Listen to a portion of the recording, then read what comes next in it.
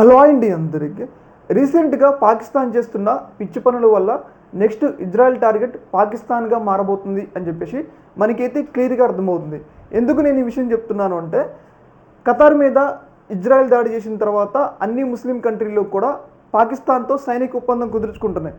ఏదేదో పాకిస్తాన్ గొప్ప దేశం అని కాదు, ప్రధానంగా సైనిక ఒప్పందం కుదుర్చుకోవడానికి కారణం ఏంటంటే పాకిస్తాన్ దగ్గర అణు ఆయుధాలు ఉన్నాయి.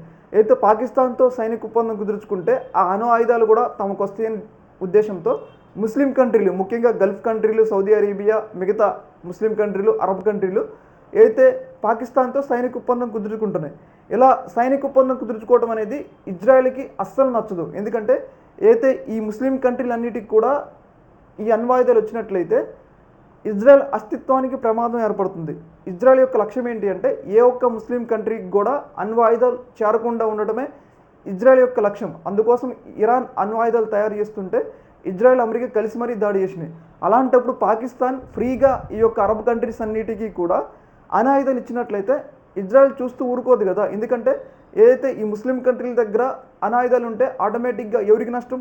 ఆటోమేటిక్గా ఏదైతే ఇజ్రాయెల్కి నష్టం. ఎందుకంటే అవి ఉగ్రవాదుల చేతిలో పడితే ఇజ్రాయెల్ మీద ప్రయోగిస్తే ఇజ్రాయెల్ యొక్క అస్తిత్వానికే ముప్పు అనమాట. అందుకోసం అని చెప్పేసి ఇజ్రాయెల్ చూస్తూ ఊరుకోదు. ఎందుకంటే వాళ్ళ ఇంటెలిజెన్స్ వ్యవస్థలో చాలా యాక్టివ్గా ఉంటాయి. ఈ అన్ని అణు ఆయుధాలు ముస్లిం దేశాలకు చేరితే అది ఒక రకంగా వాళ్ళ అస్తిత్వానికి ప్రమాదం. కాబట్టి ముందుగానే పాకిస్తాన్ అణు ఆయుధాల మీద ఇజ్రాయెల్ దాడి చేస్తుంది అన్న ఒక అభిప్రాయం అయితే ఏర్పడుతుంది. ఎందుకంటే వాళ్ళ అస్తిత్వాన్ని కాపాడుకోవడం కోసం వాళ్ళు ఎంత దూరమైనా వెళ్తారనమాట. వాళ్ళు వేటిని లెక్క చేయరు. అలాంటప్పుడు ఫ్రీగా ఈ యొక్క ముస్లిం కంట్రీ అన్నిటికీ కూడా పాకిస్తాన్ డబ్బుల కోసం అణ్వాయుధాలు అమ్ముకుంటుంది. కాబట్టి ఇలా అణ్వాయుధాలు అమ్ముకోవడం ఇజ్రాయెల్ అస్తిత్వానికి ముప్పు. కాబట్టి ఖచ్చితంగా పాకిస్తాన్ అణ్వాయుధాల మీద ఇజ్రాయెల్ దాడి చేస్తుంది అన్న ఒక అభిప్రాయం అయితే ఏర్పడుతుందన్నమాట. ఎందుకంటే వాళ్ళు తమ అస్తిత్వానికి ముప్పు ఏర్పడితే వాళ్ళు దేన్ని అంటే ముఖ్యంగా ఇజ్రాయెల్ అస్తిత్వానికి ముప్పు ఏర్పడితే వాళ్ళు దేన్ని లెక్క చేయరు.